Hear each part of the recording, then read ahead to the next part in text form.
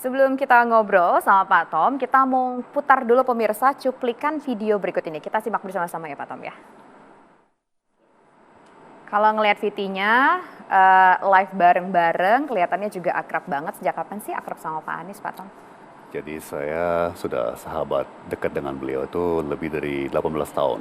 Ya, jadi waktu beliau pas kembali dari Amerika, dari kuliah di Amerika, saya sudah di Jakarta kira-kira 8 tahun, ya kan, 9 tahun. Ya, langsung asik ngobrol, langsung klop, langsung satu frekuensi, dan ya reguler berdiskusi secara intensif, berbagai gagasan ya. Beliau kan memang dari keluarga yang punya tradisi ya. Kita tahu bahwa kakek beliau dinobatkan pahlawan nasional. Ya, kakek beliau Abdurrahman Baswedan, diplomat di kabinet Presiden Soekarno yang pertama kali meraih pengakuan diplomatis atas Republik kita yang baru merdeka ya, dari pemerintah Mesir ya. Jadi kelihatan banget bahwa beliau punya latar belakang keluarga yang begitu patriotis dan idealis. Sementara saya dari latar belakang keuangan, teknis, bankir, jadi benar-benar saling melengkapi. Beliau punya visi, beliau punya pengetahuan mengenai sosial, politik, meskipun salah satu ijazah beliau S2 di bidang ekonomi, beliau semakin mendalami aspek sosial politiknya kan. Sementara saya semakin mendalami aspek keuangan dan ekonominya, jadi sangat-sangat komplementer ya, sangat saling melengkapi. Jadi di samping frekuensi Diskusi. kepribadian ya, maksudnya chemistry, juga secara substansi kayaknya sangat saling melengkapi ya. Tapi intens selama 18 tahun bersahabat, rajin bertukar pikiran, atau mungkin on off Pak? Sangat reguler ya, sangat reguler.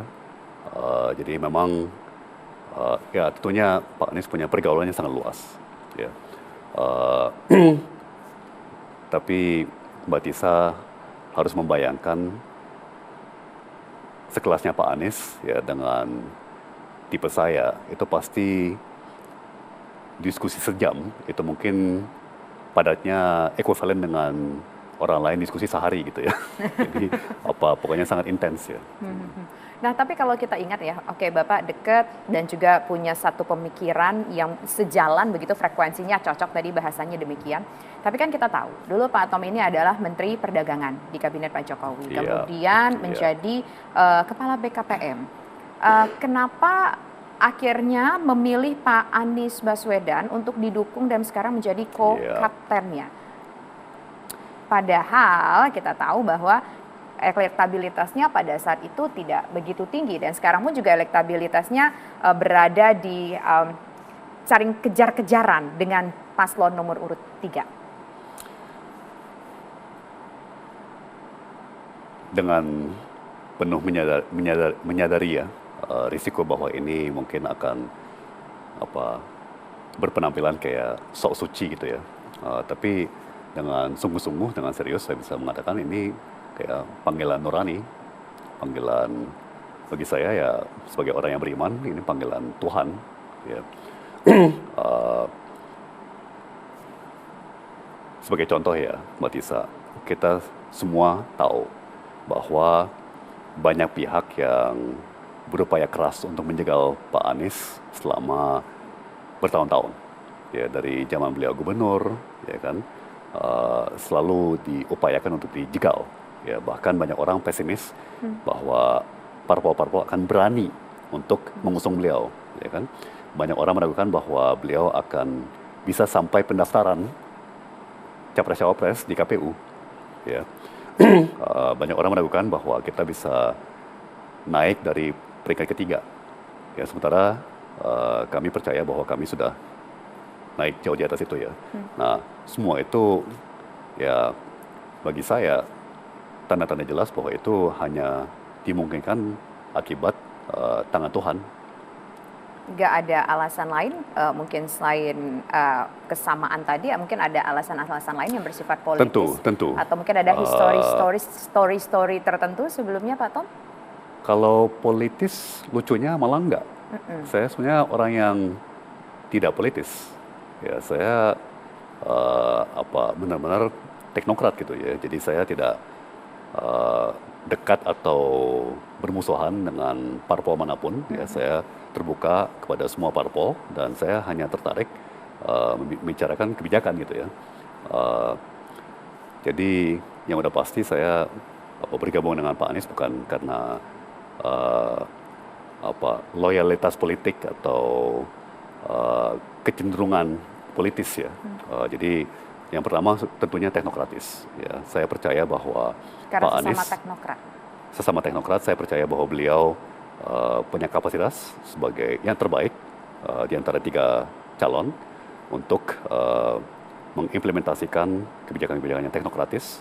Ya, beliau punya keterampilan politik untuk bisa mengkomunikasikan ya kebijakan-kebijakan kita kepada publik, kepada pemangku kepentingan, terutama partai-partai politik yang tentunya akan menguasai legislatif.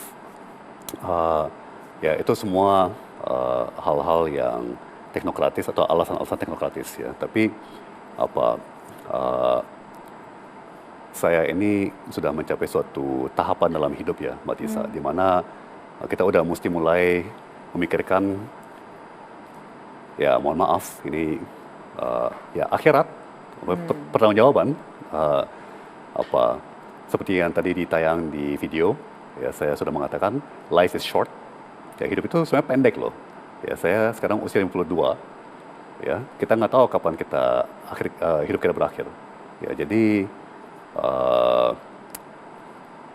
kalau udah memasuki usia-usia kayak gini, ya kita udah mulai berpikir loh Mbak Tisa, apa yang akan kita pertanggungjawabkan kepada Yang Maha Kuasa, ya. Kalau andai kata takdir kita adalah hidup kita berakhir, ya kan, berhadapan dengan Yang Maha Kuasa, lalu apa yang kita pertanggungjawabkan?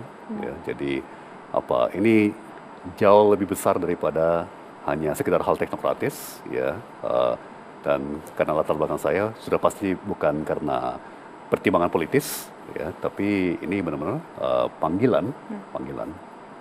Pak, kalau kita ingat bahwa Bapak itu juga dulu sebelum bergabung menjadi bagian dari Timnas Amin, beberapa tahun sebelumnya Bapak ini juga mensupport Presiden Republik Indonesia untuk memberikan masukan-masukan, saran-saran, termasuk juga dalam pidato. Yeah. Terkenal dengan istilah Thanos itu juga pidato yang cukup viral pada saat itu kan, dengan istilah-istilah itu. Yeah. Nah, kalau dengan Pak Anies, apakah juga sama memberikan treatment? Apa sih saran-saran yang kemudian diberikan kepada Pak Anies sesama seseorang teknokrat? Tapi nanti ya Pak ya, kita jawab usai jeda berikut. Kami kembali sesaat lagi.